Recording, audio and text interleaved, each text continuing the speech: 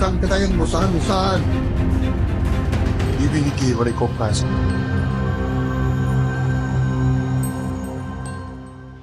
Terima kasih masih bersama kami dalam Merah Putih. Apapun tema diskusi kita, sepanas apapun, yang penting dadaku tetap merah putih. Setuju ya Bapak-Bapak ya? Setuju. Asik.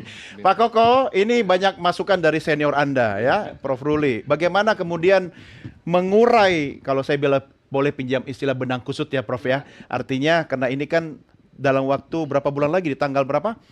12 Juli ya. harus diresmikan launching gitu kan? Launching Pak Presiden. Target kita Pas itu. di hari korporasi. Nah, Ya. bagaimana menjawab semua pertanyaan dari Prof. Ruli? Baik, terima kasih Prof. Ini memang menjadi PR pemerintah terkait dengan pembiayaan. Karena ada 6 skema pembiayaan alternatif yang sekiranya berpotensi untuk bisa membiayai bukan hanya dari Himbara Prof. Pertama dari APBN APBD, kemudian dana desa, modal koperasi itu sendiri, CSR maupun juga dari dana lainnya seperti itu. CSR mana? CSR CSR-nya nasional maupun internasional Oh, seperti oke. itu. Nah, jadi ada 6 skema pembiayaan.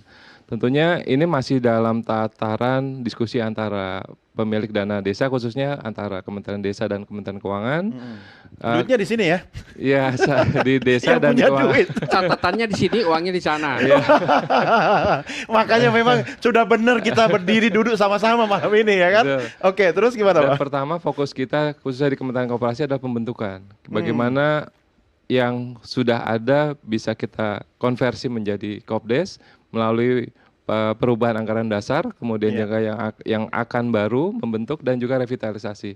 Fokus kami di sana, di pembentukan dulu. Nah, selanjutnya ini masalah pengembangan maupun pendirian atau pembangunan gedung itu di next stepnya, tahap berikutnya Oh, seperti itu. oke. Fokus kita adalah di 1-2 bulan pertama ini adalah pembentukan berbadan hukumnya dahulu seperti itu. Tapi kalau yang belum punya infrastruktur, bangunan, gedung itu Nah, bagaimana? ini nanti akan kita menjadi concern piloting kita juga, bagaimana nanti skema pembiayaan, formula pembiayaan yang sekiranya sesuai, apakah dari dana desa kah, ataukah melalui skema pembiayaan dengan Himbara yang di dropping pertama di awal tahun, kemudian cicilannya di 5 tahun ke belakang seperti apa. Nanti kita akan mencari formula yang terbaik. Iya, karena kalau Seperti saya itu. tangkap dari Prof. Ruli tadi, memang dana Himbara jangan sampai gara-gara itu menjadi membara ini koperasi gitu kan.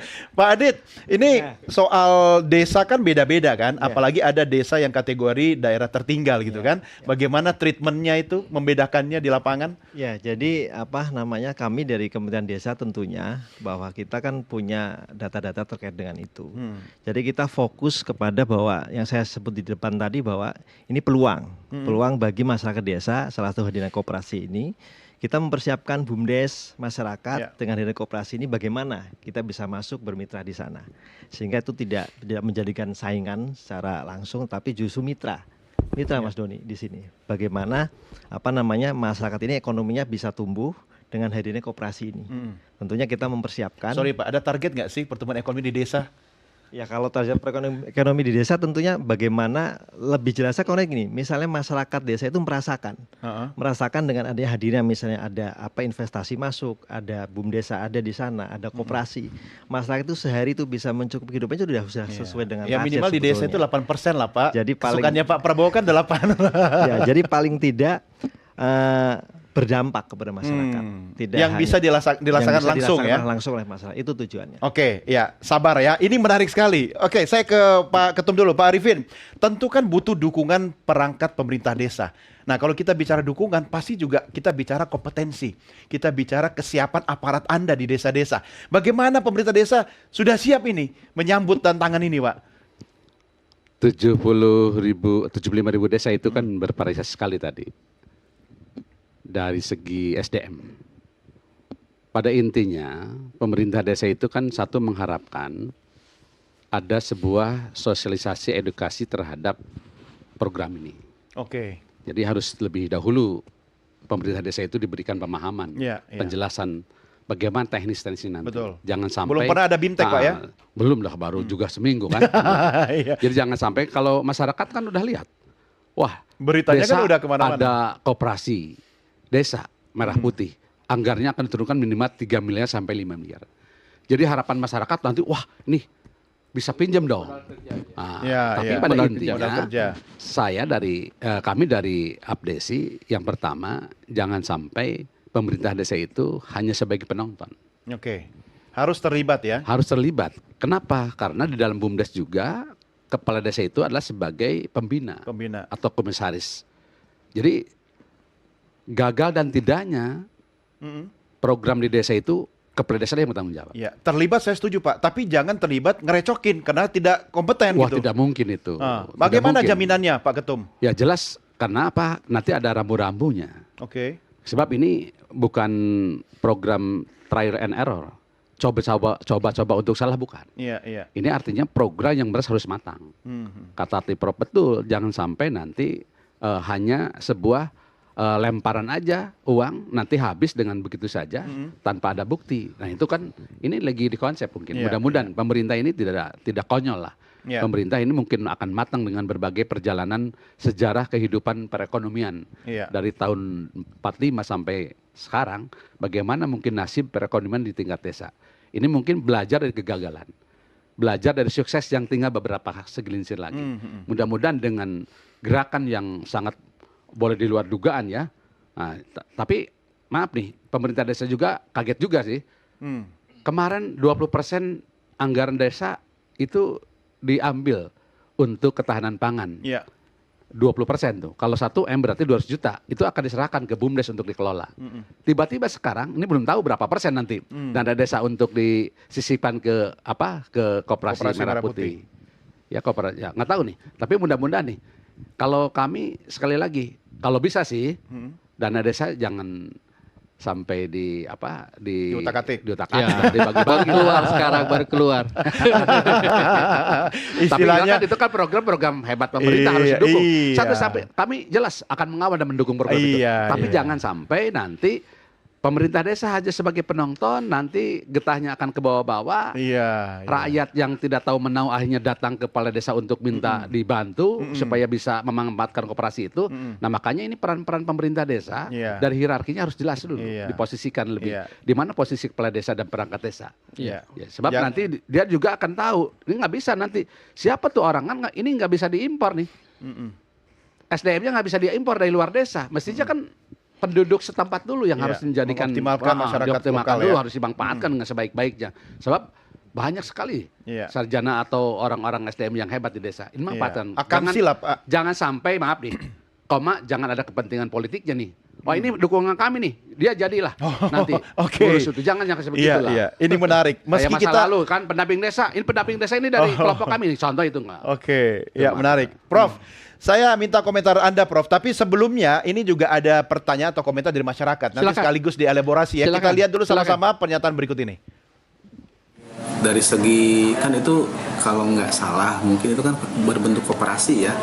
Mungkin kalau untuk pegunungan atau desa-desa yang benar pedesaan itu lebih berguna untuk permodalan untuk usaha mereka, itu lebih berguna. Kalau untuk desa yang mendekati perkotaan mungkin lebih kena ke UMKM, itu bisa sebagai permodalan usaha-usaha bagi warganya masing-masing di tiap desa. Mungkin itu. Koperasi Merah Putih yang diluncurkannya Bapak Presiden Prabowo itu buat warga desa Cangkuang Wetan itu sangat-sangat membantu ya dari segi ekonomi, buat pengurangan pengangguran. Jadi sangat-sangat membantu sekali untuk hal itu. Entarnya bisa buat pakai modal, jualan, apa gimana. Ya itu bagus sih. Oke, Prof, silakan Prof. Termasuk dua masukan dari warga. Ini salah satu bentuk kita belum selesai melakukan sosialisasi secara jernih. Ini koperasi desa di kota itu kelurahan. Apakah diksi yang digunakan ini untuk desa yang dimaksud di dalam perundang-undangan atau termasuk kelurahan? Aparat desa masih mempertanyakan, kalau kami yang di kota bagaimana? Belum clear itu. Kita mohon maaf, Adek Koko yang baik hati, tampaknya perlu ada sebuah upaya sistematis melibatkan para pihak untuk merumuskan konsep ini dan melakukan sosialisasi secara tepat sasaran agar masyarakat paham, para stakeholder paham apa tadi Himbara ataupun Abdesi ataupun para akademisi. Kemarin saya menanyakan tentang SDM ini persoalannya. Rapat kemarin saya selaku pengawas atau pembina, saya lupa lagi lah, tidak terlalu penting, di Asosiasi Dosen Koperasi. Disampaikan bahwa untuk Merah Putih tengah dipersiapkan sarjana. Halo. 1.325 pendamping koperasi lapangan. Saat saya tanya gimana koperasi Merah Putih, Pak, baru kami memikirkan itu. Status kami pun belum jelas saat ini. Status apanya, Prof? Status, kalau dulu kan itu digaji oleh pemerintah. Iya, iya. Sekarang statusnya katanya dari sini diserahkan ke daerah. Daerah juga tidak sanggup karena ada efisiensi. Kurus yang 1.325 yang ada di ujung barat sampai ujung timur Indonesia belum clear. Jadi kalau bicara SDM baru lagi yang plung baru, belum paham koperasi, itu menurut saya juga ketidak efisienan.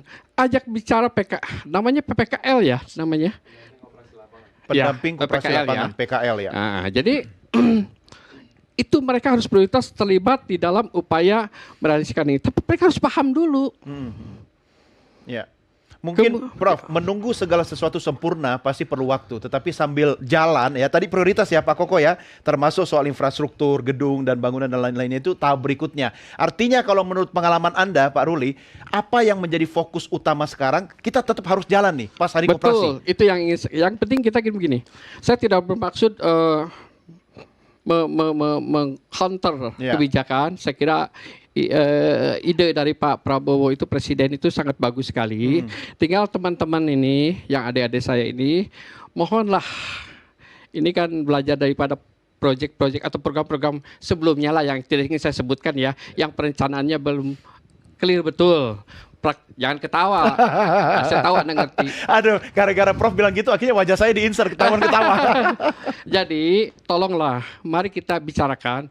Saya bilang di hari ini di media bisnis, coba bicarakanlah rapat online para stakeholder itu. Bagaimana formulasi yang tepat agar semuanya bisa berperan optimal. Iya. Iya. Desa, kabupaten, kota juga. Jadi kalau hanya meneropong dari provinsi, Pak, belum tentu apa yang dimaui provinsi itu juga dimaui oleh kabupaten, apalagi desa. Iya, iya. Jadi oleh sebab itu, mari kita konsolidasikan diri, perkuat. Apa yang diinginkan oleh presiden itu bagus. Tapi bagi saya yang setengah hidup saya bergerak di koperasi, jangan sampai ujung-ujungnya nama koperasi semakin terpuruk karena salah urus dan salah mikir. Itu saja. Oke, ya menarik. Baik, ini catatan penting ya buat kita semua. Pak Adit nanti komentari segmen berikut ya. Sabar ya. Baik, pemirsa jangan kemana-mana. Kami masih kembali setelah yang berikut ini. Tetap bersama Merah Putih.